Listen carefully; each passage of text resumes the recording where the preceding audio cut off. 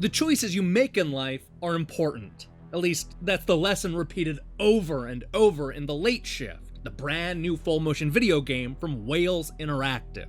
It's sometimes hard to know how a seemingly insignificant choice will impact the rest of your life, which is probably why I'm spending my time playing video games and not saving lives or doing something important. But the bad choices I've made in life are nothing compared to the hero of this brand new interactive movie. And now that I've played through it a few different times with varying results, I've concluded that that's probably for the best. This is a British crime thriller starring a 20-something student who unwittingly gets himself caught up in a heist attempt that quickly spirals out of control. As a parking garage attendant, Matt lives a boring life that allows him to read books and dream of a day when he can afford the expensive sports cars he's paid to look after. But everything changes when he confronts an injured criminal who holds our hero hostage and forces him to drive what will turn out to be the getaway car. Fearing for his life, Matt can either take part in the heist or suffer the consequences. What he doesn't know at the time is that this is no ordinary job, and he's about to get in hot water with some real bad dudes. And no, I don't mean the clumsy thieves that took him hostage. This sets up a scenario where every choice he makes will be life or death, taking us on a riveting ride to make things right before time runs out. As I mentioned at the start, this is a game about making choices. In fact, that's all this game is. You're basically watching a movie play out and occasionally getting prompts to make one of 2 or 3 choices that'll have both major and minor ramifications to the plot. This is a seamless experience that is constantly making you second guess what the right decision is, which can lead to a pretty gripping crime thriller. As you may already know, this is not the first full-motion video game from Wales Interactive. Last year, they released The Bunker, an intriguing horror game with a great cast and solid production values. Late Shift follows suit, with generally strong acting and good-looking visuals, though it's not as interactive or puzzle-focused as their previous effort.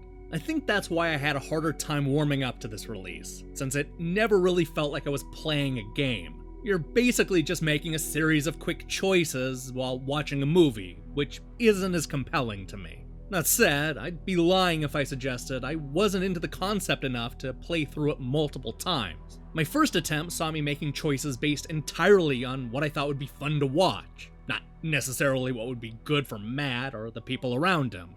I then followed it up by making the opposite choices, which gave me a very different experience with new twists and turns. Each subsequent playthrough had me honing in on different decisions to see how varied things could get. The game will only take you around 90 minutes to finish, but there's nearly 4 hours worth of footage and 7 different endings to locate.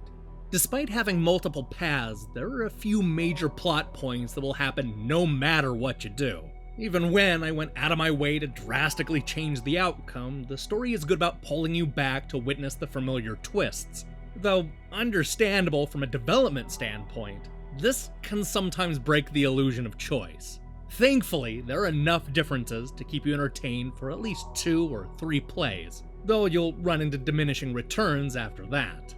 As a movie, Late Shift tells a gripping story that doesn't break any new ground. The characters are fine, but poorly developed.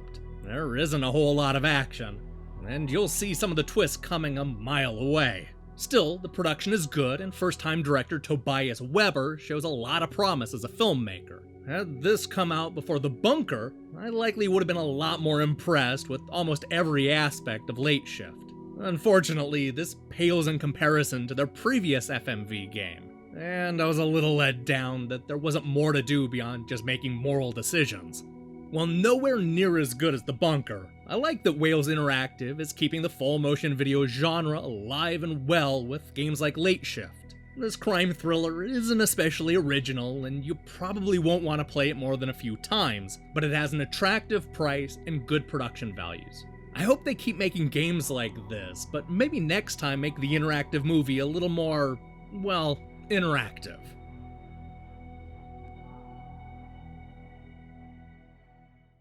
Hey, thanks for watching our review. This is going to be one of those weeks where reviews go up at weird times. Yesterday's Voodoo Vince Remastered review posted at 9 p.m. Pacific time, and now this review is going up a few hours later at 2 a.m. It's not my fault. I'm just going by the embargo and hoping for the best. We're gonna try to get back to normal with tomorrow's review of Full Throttle Remastered, followed by Beat Cop, and a bunch of other games I've been talking about for ages now. I recommend you click the subscribe button and support what we're doing here. Until then.